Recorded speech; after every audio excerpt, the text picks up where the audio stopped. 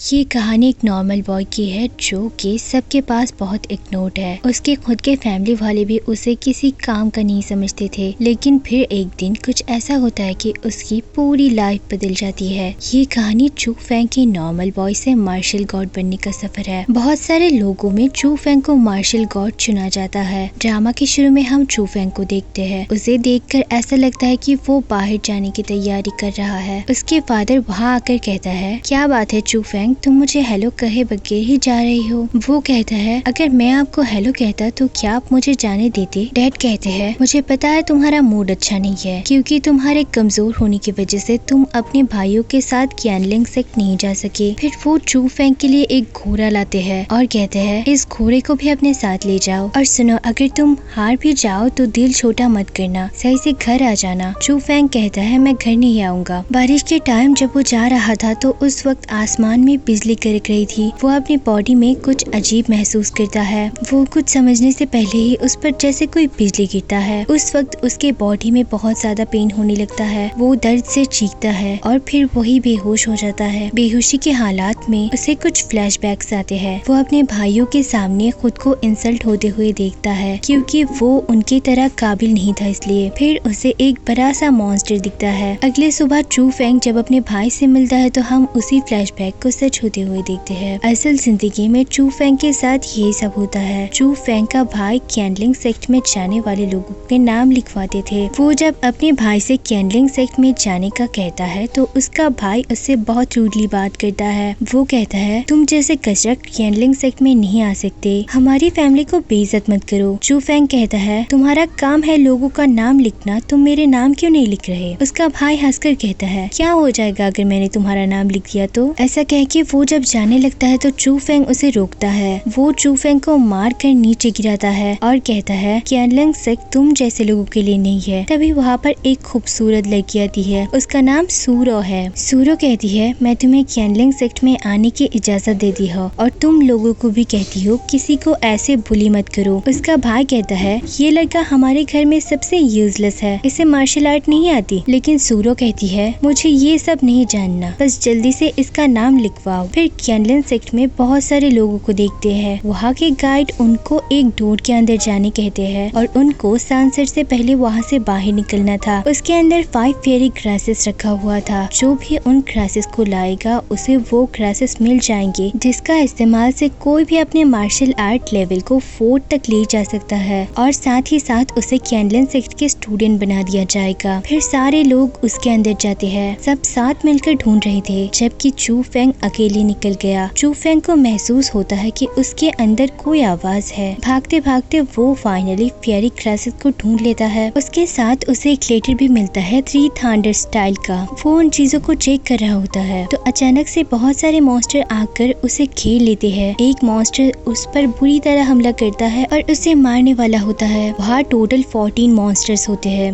वो उसके ऊपर चढ़ जाता है और अपने दोनों हाथों से उसे मारने लगता है। उसे एहसास होता है कि जैसे उसके ब्रदर्स उसे मार रहे हैं। उसे उसकी डैड की आवाज आती है। वो कहते हैं, चू फेंग जाओ, अपना रास्ता खुद ढूंढो। चू फेंग कहता है, मैं चू यून का बेटा हूँ, कोई बीस्ट मुझे नहीं हरा सकता। फिर वो अपने फुल पावर का इस्तेमाल करता हुआ उस बीस्ट को जोर से किक मारता है। फिर उसके तरफ आने वाले एक बीस्ट को वो जान से ही मार देता है। उसका गुस्सा उसके पावर में ट्रांसफॉर्म हो चुका था। एक बीस्ट को मरते देखकर बाकी बीस्ट उसके तरफ आने की हिम्मत नहीं करते। फिर वहाँ बाकी के लोग आते हैं जिनमें एक चू फेंग का भाई भी था। उसके भाई को अपने आंखों पर ही यकीन नहीं हो रहा था। चू फेंग फेरी ग्रासेस और लेटर को लेकर बाहर आता है। यहाँ चू फेंग को विनर घोषित कर दिया जाता है। चू फेंग जब अपने कमरे के अंदर प्रैक्टिस करने लगता है तो उसका मार्शल आर्ट्स का लेवल 5 हो जाता है। वहाँ उसके ब्रदर्स आते हैं। वो ब्रदर्स पहले की तरह ही उसकी बेइज्जती करने आए थे क्योंकि उनको यकीन नहीं था कि चू फेंग बीस्ट से लड़ा है। उनको लगता है कि उसने किसी तरह की चीट किया है। वो लोग उससे फेरी ग्रासेस और वो लेटर यानी कि 3 थंडर स्टाइल मांगते हैं और कहते हैं कि चू फेंग को उनका बात मानना पड़ेगा। चू फेंग कहता है, यहाँ सबका सरनेम चू है, फिर आप लोग मुझे पराया क्यों समझते हैं। लेकिन उसके ब्रदर्स को उसकी किसी भी बात नहीं सुननी थी। इससे चू फेंग को बहुत गुस्सा आता है। वो अपने बड़े भाई को छोड़कर बाकी 2 भाइयों को मारता है। उसके भाई को पता चलता है कि उसका मार्शल आर्ट्स की लेवल अब 5 पर है। ये सुनकर वो जैसे चौंक जाते हैं। फिर वो कहने लगता है हम सब ब्रदर्स है, तुम लोग चू फैंग को तंग मत करो। ये कहकर वो वहाँ से चले जाते हैं। रात के वक्त जब वो ध्यान कर रहा था तो उसे फिर से वही मॉन्स्टर दिखाई देता है जो उसने पहले भी देखा था। अगले सुबह जब वो डोर ओपन करता है तो उसके सारे ब्रदर्स उसके सामने झुककर बैठे थे। उसके ब्रदर्स उसे उनका लीडर बनाना चाहते थे क्योंकि अब चू फैंग बहुत पावरफुल था और तो उन लोगों ने पास्ट में जो भी उसके साथ किया उसके लिए माफी भी मांगते हैं। वो अपना गेट खोलता है तो बाहर वाले भी उसकी स्वागत करने लगते हैं। तभी वहाँ क्यानलंग सेक्ट के 2 ब्रदर्स व्हाइट ड्रैगन और व्हाइट टाइगर आते हैं। एल्डर सूरो ने इनको चू फैंग को लेने भेजी थी। एल्डर सूरो की बहन सुमे भी अभी अभी क्यानलंग सेक्ट ज्वाइन की थी। एक ब्रदर कहते हैं तुम लकी बच्चे हो लेकिन विंग्स अलाइन में टिकना इतना आसान नहीं है। चू फैंग उसे इग्नोर करके वहाँ से चला जाता है। उनको क्यानलंग सेक्ट की तरफ से जंगल में हर्ब्स ढूंढने जाना था जो कि इंसान के स्पिरिचुअल पावर को इंक्रीज कर सकता था। ये क्यानलंग सेक्ट के लोगों को साल में एक बार करना होता है और जो न्यू स्टूडेंट्स है उनका पहला टास्क यही होता है। एल्डर सूरो उनको डायरेक्शन देती है कि कैसे वो लोग वो हर्ब्स को कलेक्ट करेंगे। साथ ही वो उनको फॉग के अंदर जाने से मना करती है क्योंकि उस जगह को फॉरबिडन एरिया कहा जाता है। वहाँ जो भी जाता है वो जिंदा नहीं लौटता। फिर उनको जाने का कहा जाता है। सब जंगल की ओर भागते हैं। चू फैंग को फिर से वही आवाज सुनाई देती है। वो आवाज कहती है अगर तुम ऐसे ही भागते रहे तो कभी जैकपॉट नहीं जीत पाओगे। चू फैंग पूछता है एक्चुअल में तुम कहना क्या चाहती हो, मुझे एलिक्सिर कहाँ मिल सकता है। आवाज कहती है वो तुमको खतरे वाली जगह पर मिलेगी। चू फैंग कहता है लेकिन उस जगह पे जाने के लिए मना किया गया है। आवाज कहती है हाँ मना किया गया है नॉर्मल लोगों के लिए, पर तुम कहाँ नॉर्मल हो, अभी तुम बहुत ज्यादा पावरफुल बन गए हो। फिर चू फैंग भी एक चांस लेने का सोचता है। हम उसके पीछे किसी लड़की को छुपे हुए देखते हैं जो कि उसे फॉलो कर रही थी। उसके बाद चू फैंग मिस्ट वाली जगह पर जाता है। वो आवाज से उसकी नाम पूछता है तो आवाज कहती है तुम मुझे अपना रानी कह सकते हो। चू फैंग पूछता है असल में तुम हो कहाँ, क्या तुम मेरे पेट के अंदर हो। आवाज कहती है तुम कोई नॉर्मल इंसान नहीं हो, मैं तुम्हारे अंदर हूँ। अगर तुम अपर वर्ल्ड के लिए कुछ खास करना चाहते हो तो मैं तुम्हारे साथ हूँ, लेकिन मेरी कल्टीवेशन पावर काफी लो है इसलिए मैं ज्यादा टाइम तक नहीं जाग पाती। चलते चलते चू फैंग को वहाँ इंसान की हड्डियाँ दिख जाती है। उसे वो हर्ब भी मिल जाती है जिसके लिए वो यहाँ तक आया होता है। उसी टाइम उसे फॉलो करने वाली लड़की वहाँ आती है। लड़की कहती है तुम्हारी हिम्मत कैसी हुई यहाँ आने की, क्या तुम्हें नहीं बताया गया कि ये जगह आना मना है, क्या तुम हमें ज्वाइन करने का लायक भी हो। चू फैंग कहता है लेकिन तुम कौन हो।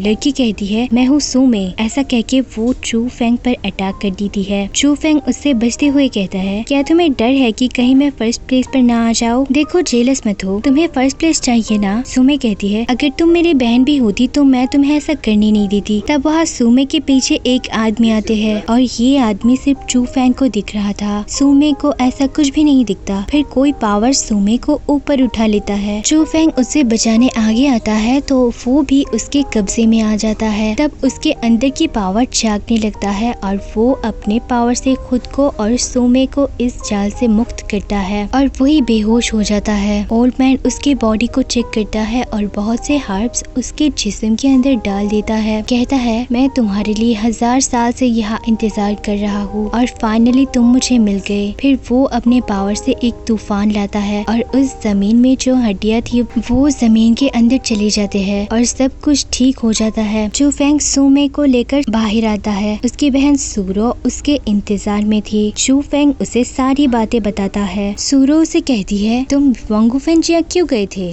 चू फैंग पूछता है क्या आप कभी वहाँ गए हो। सूरो कहती है नहीं, पर मेरे बहुत से मास्टर्स वहाँ गए हैं। 1000 सालों से जो भी वहाँ गए हैं वो लौट कर नहीं आए। तुम एक लौती इंसान हो जो वहाँ से बच कर आए हो। उसके अंदर क्या था। चू फैंग कहता है वहाँ बहुत ज्यादा मिस्ट होने की वजह से मुझे कुछ ठीक से नहीं दिखा। घर में उसके ब्रदर्स उसकी राह देख रहे थे। उनको लेटर मिलता है। उनके ग्रैंडफादर ने उनको लेटर भेजा था। उनका रियल टाउन सुजाको सिटी पर था। वहाँ एक बड़ा आदमी उसके भाई को मार रहा था क्योंकि उनको चू फैमिली से दुश्मनी थी। तियानही नामी आदमी उसे मार रहा था और उस आदमी के फादर उसके सपोर्ट में थे, लेकिन चू फैंग के ग्रैंडफादर हार नहीं मानना चाहते थे। तियानही का फादर उनको बुरी तरह ट्रीट करते हैं। तियानही उसके भाई को गला दबाकर वही मार देता है। तियानही 7 लेवल का वॉरियर था तो उसके डर से कोई भी उसे कुछ नहीं कहता था। चू फैंग के डैड अपने फादर की बेइज्जती का जवाब देना चाहते थे, भले ही उनको पता था कि वो तियानही से नहीं जीत सकते। तियानही उन पर